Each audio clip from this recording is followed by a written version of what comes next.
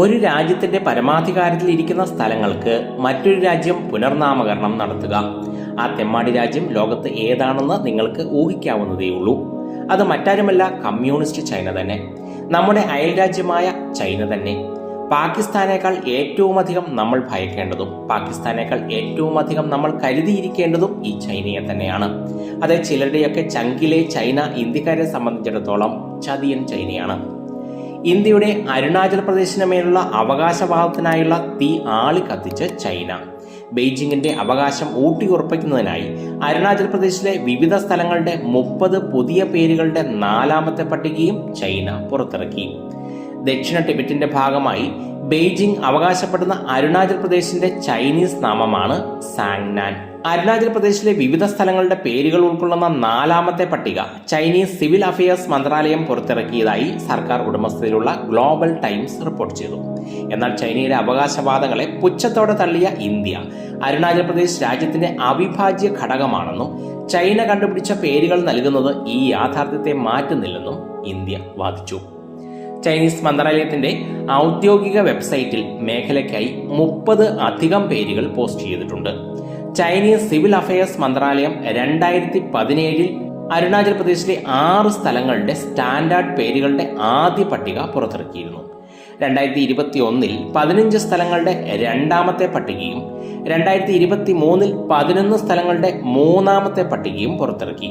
അടുത്തിടെ അരുണാചൽ പ്രദേശിൽ 13,000 അടി ഉയരത്തിൽ നിർമ്മിച്ച സേല ടണൽ രാജ്യത്തിന് സമർപ്പിച്ച പ്രധാനമന്ത്രി നരേന്ദ്രമോദിയുടെ അരുണാചൽ പ്രദേശ് സന്ദർശനത്തിനെതിരെ ബെയ്ജിംഗ് ഇന്ത്യയുമായി നയതന്ത്ര പ്രതിഷേധം അറിയിച്ചതോടെയാണ് സംസ്ഥാനത്തിന് മേലുള്ള അവകാശവാദം വീണ്ടും ഉന്നയിച്ചുകൊണ്ട് ചൈന സമീപകാല പ്രസ്താവനകൾ ആരംഭിച്ചത്. തന്ത്രപരമായി സ്ഥിതി ചെയ്യുന്ന തവാങ്ങിലേക്ക് എല്ലാ കാലാവസ്ഥയിലും കണക്ടിവിറ്റി നൽകുന്ന തുരങ്കം സേല തുരങ്കം അതിർത്തി മേഖലയിലൂടെ സൈനികരുടെ മികച്ച സഞ്ചാരം ഉറപ്പാക്കുമെന്ന് ചൈനയ്ക്ക് നന്നായി അറിയാം. അരുണാചൽ പ്രദേശിനെ സംബന്ധിച്ച ചൈനയുടെ അവകാശവാദങ്ങൾ ഉയർത്തിക്കാട്ടുന്നതിനായി ചൈനീസ് വിദേശ പ്രതിരോധ മന്ത്രാലയങ്ങൾ ഒരു കൂട്ടം പ്രസ്താവനകളാണ് പുറപ്പെടുവിച്ചത്. അതേസമയം ഇന്ത്യയുടെ വിദേശകാര്യമന്ത്രി എസ് ജയശങ്കർ അരുണാചൽ പ്രദേശിനെ കുറിച്ചുള്ള ചൈനയുടെ ആവർത്തിച്ചുള്ള അവകാശവാദങ്ങൾ പരിഹാസ്യമാണെന്നും വ്യക്തമാക്കി. അതിർത്തി സംസ്ഥാനമായ അരുണാചൽ പ്രദേശ് ഇന്ത്യയുടെ സ്വാഭാവിക ഘടകമാണെന്നും അസന്നിഗ്ധമായി അദ്ദേഹം പ്രസ്താവിക്കുകയുണ്ടായി. ഇതിനു പുറമെ US state department principal deputy spokesperson Vedant Patel March 9 Arunachal പ്രദേശിനെ ഇന്ത്യൻ പ്രദേശമായി അംഗീകരിക്കുന്നുവെന്ന് പ്രസ്താവന ഇറക്കിയിരുന്നു.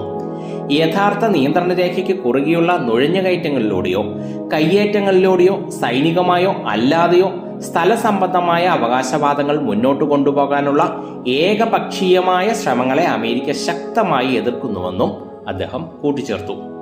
ചൈനയെപ്പോലുള്ള യുദ്ധക്കൊതിയന്മാരായ സാമ്രാജ്യത്വവാദികളായ സർവോപരി ചതിയന്മാരായ ഒരു രാജ്യം അയൽ രാജ്യമായി ഉള്ളതുകൊണ്ട് സൈനിക മേഖല ശക്തിപ്പെടുത്തുന്നതിൽ നിന്നും ഒരിഞ്ച് പിന്നോട്ടു പോകാൻ ഭാരതത്തിനും കഴിയില്ല.